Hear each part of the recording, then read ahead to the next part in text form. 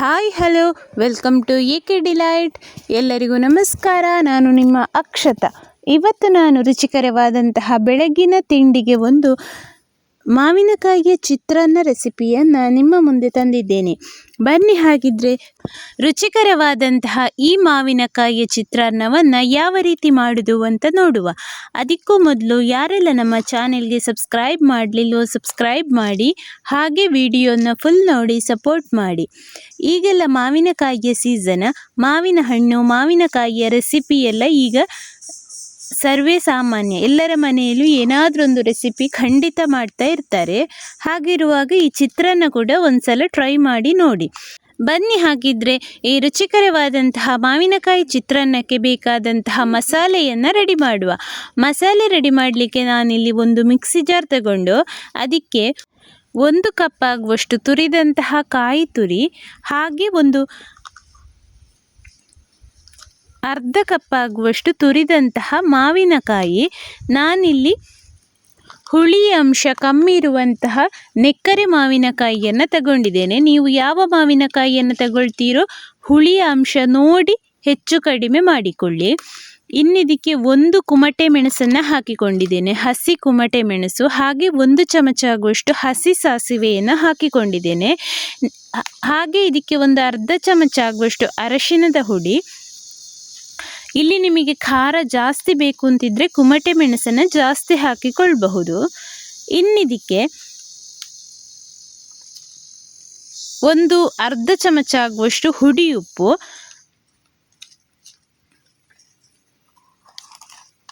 ಹಾಗೆ ಒಂದು ಅರ್ಧ ಕಪ್ ಆಗುವಷ್ಟು ತುರಿದಂತಹ ಬೆಲ್ಲ. ಸಿಹಿಯ ಅಂಶ ನೋಡಿಕೊಂಡು ಹಾಕಿಕೊಳ್ಳಿ. ಸಿಹಿ ಜಾಸ್ತಿ ಇಷ್ಟಪಡುವವರು ಜಾಸ್ತಿ ಹಾಕಿಕೊಳ್ಳಬಹುದು, ಕಡಿಮೆ ಇಷ್ಟಪಡುವವರು ಕಡಿಮೆ ಹಾಕಿಕೊಳ್ಳಬಹುದು. ಚಿತ್ರಾನ್ನ ಆದ ಕಾರಣ 1 ಚಮಚ ಬೆಲ್ಲ ಇರಲಿ, ಚಿತ್ರಾನ್ನಕ್ಕೆ ಸ್ವಲ್ಪ ಸಿಹಿ ಇದ್ದರೆ ಒಳ್ಳೆಯದು. ಇನ್ನಿದನ್ನು ನೋಡಿ ಒಂದು 2 ಚಮಚ ಆಗುವಷ್ಟು ನೀರು ಹಾಕಿ ಈ ರೀತಿ ರುಬ್ಬಿಕೊಂಡ್ರೆ ಆಯಿತು. ನುಣ್ಣಗೆ ರುಬ್ಬಿಕೊಳ್ಬೇಕು ಅಂತಿಲ್ಲ, ಇಷ್ಟು ರುಬ್ಬಿಕೊಂಡ್ರೆ ಸಾಕು. ಇನ್ನು ನೋಡಿ ನಾನಿಲ್ಲಿ ಅನ್ನವನ್ನು ರೆಡಿ ಮಾಡಿ ಇಟ್ಟುಕೊಂಡಿದ್ದೇನೆ. ನೋಡಿ ಈ ಕಪ್ಪಲ್ಲಿ 2 ಕಪ್ ಆಗುವಷ್ಟು ಅಕ್ಕಿಯ ಅನ್ನವನ್ನು ರೆಡಿ ಮಾಡಿ ಇಟ್ಟುಕೊಂಡಿದ್ದೇನೆ. ಇದಕ್ಕೆ ಇನ್ನು ನಾವು ರುಬ್ಬಿಕೊಂಡಂತಹ ಮಸಾಲೆಯನ್ನು ಹಾಕಿ ಚೆನ್ನಾಗಿ ಮಿಕ್ಸ್ ಮಾಡಿಕೊಳ್ಬೇಕು. ನಿಮಗೆ ಎಲ್ಲಾದರೂ ರಾತ್ರಿ ಎಲ್ಲ ಅನ್ನ ಉಳಿತು ಅಂತಾದರೆ ಈ ರೀತಿ ಚಿತ್ರಾನ್ನವನ್ನು ಬೆಳಿಗ್ಗೆ ರೆಡಿ ಮಾಡಿಕೊಳ್ಬಹುದು. ನೋಡಿ ಇದನ್ನು ಈ ರೀತಿ ಚೆನ್ನಾಗಿ ಮಿಕ್ಸ್ ಮಾಡಿಕೊಳ್ಬೇಕು. ಮಸಾಲೆ ಮತ್ತು ಅನ್ನ ಚೆನ್ನಾಗಿ ಮಿಕ್ಸ್ ಆಗಬೇಕು. ಇದು ಇಷ್ಟ ಆದರೆ ನೋಡಿ ಎಷ್ಟು ಕಲರ್ಫುಲ್ಲಾಗಿ ಬಂದಿದೆ. ನೋಡಿ ಇಷ್ಟ ಆದ ಮೇಲೆ ಇನ್ನು ಸ್ಟವ್ ಮೇಲೆ ಒಂದು ಬಾಣಲೆ ಇಟ್ಟು ಸ್ಟವ್ ಹಚ್ಚಿ, ಬಾಣಲೆ ಬಿಸಿಯಾದ ತಕ್ಷಣ ಅದಕ್ಕೆ ಒಂದು 4 ಚಮಚ ಆಗುವಷ್ಟು ತೆಂಗಿನೆಣ್ಣೆಯನ್ನು ಹಾಕಿಕೊಳ್ತಾ ಇದ್ದೇನೆ. 4 ರಿಂದ 5 ಚಮಚ ಆಗುವಷ್ಟು ತೆಂಗಿನೆಣ್ಣೆಯನ್ನು ಹಾಕಿಕೊಳ್ಳಿ. ಎಣ್ಣೆ ಬಿಸಿಯಾದ ತಕ್ಷಣ ನೋಡಿ ಎಣ್ಣೆ ಈಗ ಬಿಸಿ ಆಗಲಿಕ್ಕೆ ಸ್ಟಾರ್ಟ್ ಆಯಿತು. ಇನ್ನಿದಕ್ಕೆ ಒಂದು ಅರ್ಧ ಚಮಚ ಆಗುವಷ್ಟು ಉದ್ದಿನ ಬೇಳೆ, ಹಾಗೆ ಒಂದು ಅರ್ಧ ಚಮಚ ಆಗುವಷ್ಟು ಸಾಸಿವೆ, ಇಷ್ಟನ್ನು ಹಾಕಿ ಒಂದ್ಸಲ ಚೆನ್ನಾಗಿ ಮಿಕ್ಸ್ ಮಾಡಿಕೊಳ್ಳಿ. ಉದ್ದಿನ ಬೇಳೆ ಕಲರ್ ಚೇಂಜ್ ಆಗಿ ಸಾಸಿವೆ ಸಿಡಿಲಿಕ್ಕೆ ಸ್ಟಾರ್ಟ್ ಆಗಬೇಕು. ಇಲ್ಲಿ ಬೇಕಿದ್ದರೆ ಒಂದು ಅರ್ಧ ಚಮಚ ಆಗುವಷ್ಟು ಸೋಂಪು ಕಾಳನ್ನು ಹಾಕಿಕೊಳ್ಬಹುದು. ನಾನಿಲ್ಲಿ ಒಂದು ಅರ್ಧ ಚಮಚ ಆಗುವಷ್ಟು ಸೋಂಪು ಕಾಳನ್ನು ಹಾಕಿಕೊಂಡಿದ್ದೇನೆ. ಇನ್ನು ನೋಡಿ ಇದು ಚೆನ್ನಾಗಿ ಒಂದ್ಸಲ ಮಿಕ್ಸ್ ಆಗಲಿ. ಸಾಸಿವೆ ಮತ್ತು ಉದ್ದಿನ ಬೇಳೆ ಕಲರ್ ಚೇಂಜ್ ಆಗಿ ಸಾಸಿವೆ ಸಿಡಿಲಿಕ್ಕೆ ಸ್ಟಾರ್ಟ್ ಆದ ತಕ್ಷಣ ಇದಕ್ಕೆ 1 ಚಮಚ ಆಗುವಷ್ಟು ಕಡಲೆಬೇಳೆಯನ್ನು ಹಾಕಿಕೊಳ್ತಾ ಇದ್ದೇನೆ.